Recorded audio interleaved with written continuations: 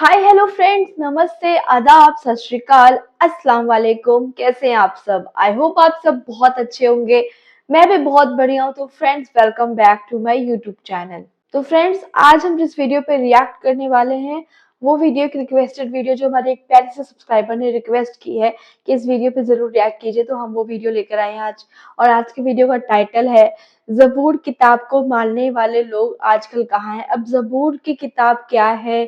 क्या नहीं है, वो आपको ये वीडियो देख के पता चलेगा, क्योंकि बहुत सारे जो नॉन मुस्लिम लोग हैं उनको लगता है कि सिर्फ एक इस्लाम में एक ही किताब है जिसका नाम है कुरान, लेकिन कुरान के साथ-साथ एक और भी किताबें हैं जो इस्लाम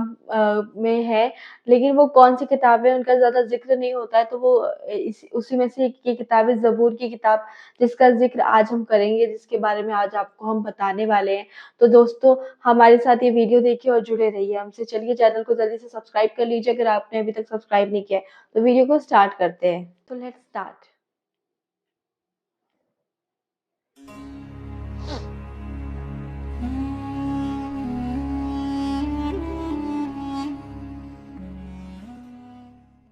दोस्तों, बचपन से ही हम लोगों को ये पढ़ाया और बताया जाता है कि इस दुनिया में ऐतिहासिक तौर पर 4 आसमानी किताबें हैं। पहली तौरात, दूसरी ज़बूर, तीसरी इंजील और जबकि चौथी और आखिरी आसमानी किताब कुरान है।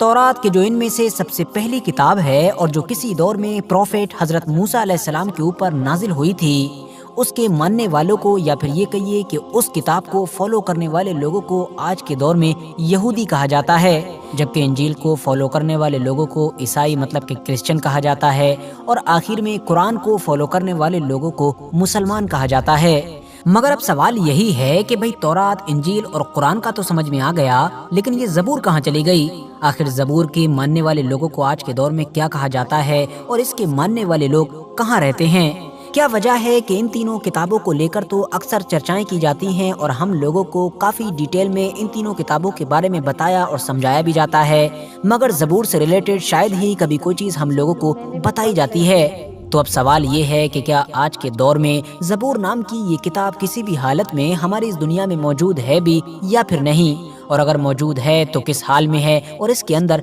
क्या लिखा हुआ है? तो दोस्तों, अपने इन सारे सवालों के जवाब जानने से पहले हम लोगों के लिए ये समझ लेना जरूरी है कि आखिर ज़बूर नाम की ये किताब कब नाजिल हुई थी, किस पर नाजिल हुई थी और क्यों नाजिल हुई थी। तो दोस्तों, ये बात है उस दौर की कि जब कौम बनी इसराइल मिस्र के फिरौन की गुलाम हुआ करती थी। लगभग 400 साल की गुलामी से आज़ादी दिलाने के लिए खुदा की तरफ से इस कौम में एक नबी और एक रसूल भेजे गए कि जिनका नाम हजरत मूसा अलैहिस्सलाम था, और इन्हीं के ऊपर पहली मुकम्मल आसमानी किताब को नाजिल किया गया कि जिसको हम और आप लोग तौरात के नाम से जानते हैं। पैगंबर हजरत मूसा अलैहिस्सलाम ने इन लोगों को न सिर्फ फिरौन से आज़ाद कराया, बल्कि इन लोगों को सहराए सीना के एक बड़े इलाके से गुजारते हुए फिलिस्तीन की तरफ भी लेकर गए। इस पूरे वाक़े का जिक्र कुरान के अंदर भी मौजूद है, और याद रहे कि ये वही सहराए सीना का इलाका है कि जो दरियाए नील और फिलिस्तीन के बीच में पड़ता है और आज के दौर में मिस्र मतलब के इजिप्ट के कंट्रोल में आता है। इसी बड़े रेगिस्तानी इलाके में तूर पहाड़ के ऊपर न सिर्फ हजरत मूसा अलैहिस्सलाम के ऊपर पहली आसमानी किताब तौरात नाजिल हुई, बल्कि साथ ही साथ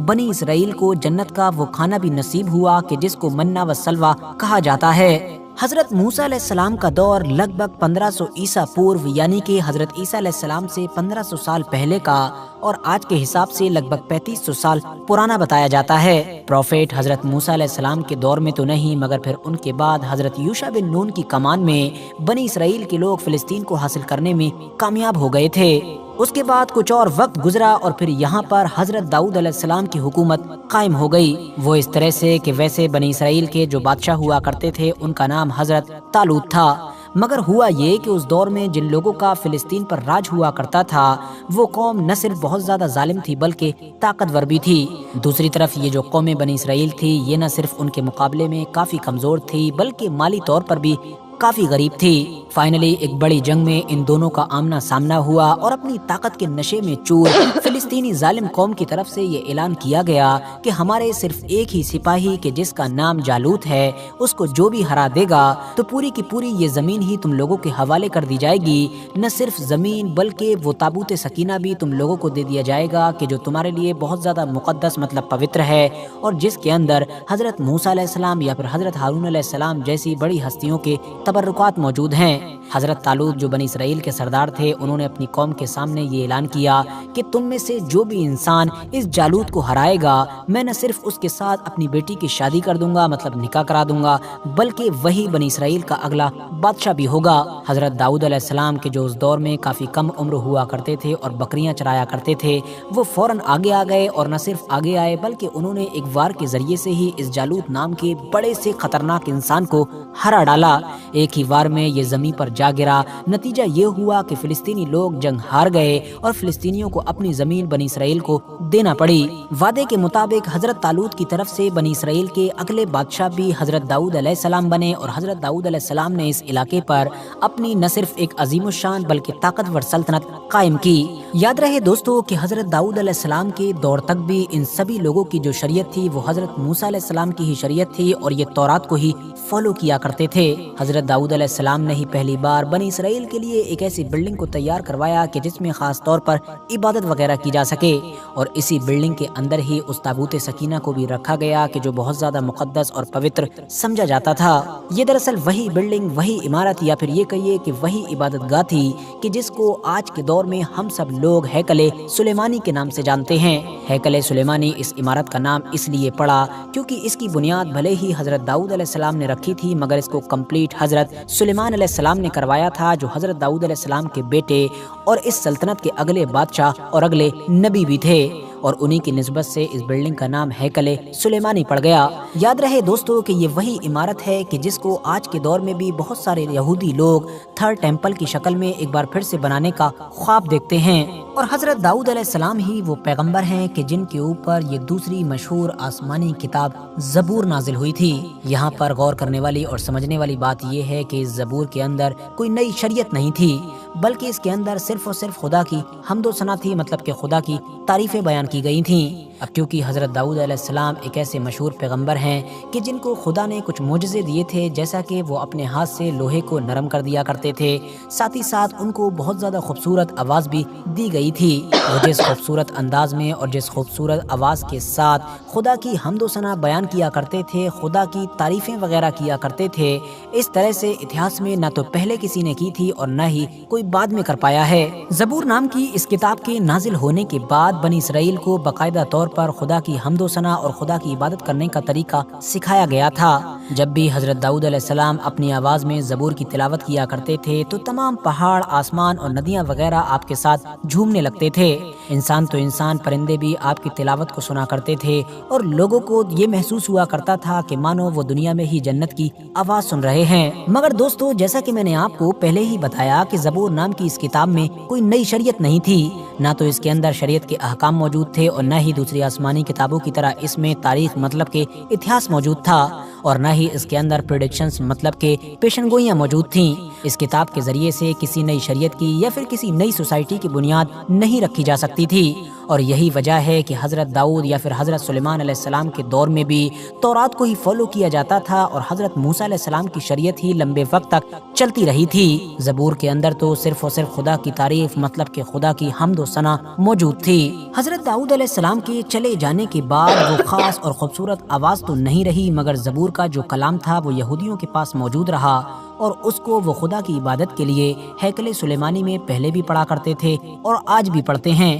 ہاں، وہ بات الگ ہے کہ لمبا وقت گزر جانے کی وجہ سے اور پیڑھی در پیڑھی گزر جانے کی وجہ سے وہ کلام آج اپنی حالت میں موجود نہیں ہے، نہ تو وہ کمپلیٹ ہے، اور جو موجود بھی ہے اس میں بھی ظاہر ہے کافی کچھ بدل چکا ہے۔ دوستو، آپ لوگوں نے اکثر بات چیت میں اولڈ ٹیسٹامنٹ یا پھر نیو ٹیسٹامنٹ وغیرہ کا نام کافی سنا ہوگا، تو میں آپ کو بتا دوں کہ حضرت موسیٰ علیہ السلام کے اوپر نازل ہونے والی کتاب تورات اور ان سے پہلے کے بھی جو نبی اور رسول تھے کہ جن کے اوپر خدا کی طرف سے کچھ صحیفے وغیرہ نازل کیے گئے تھے، ان سب کو ملا کر اور حضرت داؤد علیہ السلام پر نازل ہونے والی کتاب زبور کو بھی ملا کر ان ساروں کو ہی اولڈ ٹیسٹامنٹ کا نام دیا جاتا ہے۔ اسی طرح سے حضرت عیسیٰ علیہ السلام کے اوپر نازل ہونے والی کتاب انجیل اور ان کے حواریوں کے خطوط یا ان سے ملی جلی جو کچھ اور کتابی نسخے ہیں، ان سب کو ملا کر نیو ٹیسٹامنٹ کا نام دیا جاتا ہے۔ دوستو، اب آپ لوگوں کو سمجھ آ چکا ہوگا کہ آخر آج کے دور میں ہم لوگوں کو زبور کو فالو کرنے والے لوگ کیوں نہیں دکھائی دیتے ہیں، کیونکہ زبور کوئی شریعت کی کتاب نہیں ہے، اس کے اندر تو خدا کی حمد و ثنا بیان کی گئی ہے،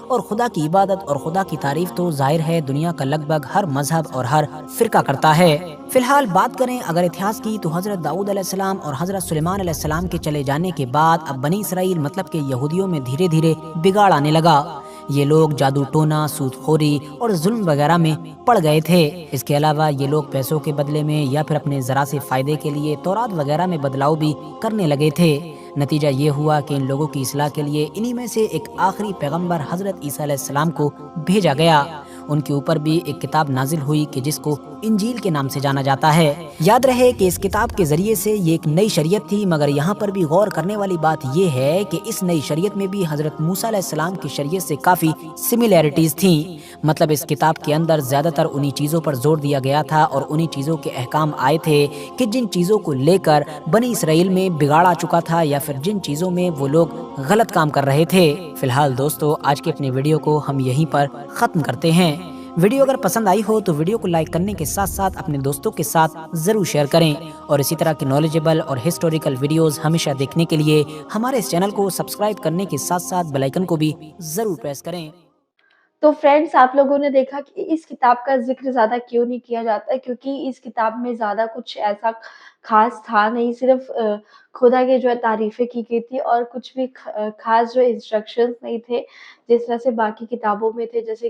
قرآن میں، بائبل میں ہے۔ تو اس لیے زیادہ تر لوگ بائبل کو ہی فالو کرتے ہیں جو یہودی ہوتے ہیں، اور اس کتاب کا ذکر زیادہ کہیں دیکھنے کو ہمیں ملا نہیں، اور اس کتاب کے بارے میں مجھے بھی جاننے کو ملا، یہ میرے لیے بھی نئی نالج تھی، آپ کے لیے بھی شاید جن کو نہیں پتا ہوگا یہ نئی بات تھی۔ تو دوستو ایسے ہی نالج فل ویڈیوز دیکھنے کے لیے ہمارے چینل کو سبسکرائب کر لیجئے اور ہمارے ساتھ بنے رہیے۔ اور دوستو اب ہم آپ کو ملیں گے نیکسٹ ویڈیو میں، تب تک کے لیے اللہ حافظ، دعاؤں میں یاد رکھیے۔ جے بھارت، جے ہند۔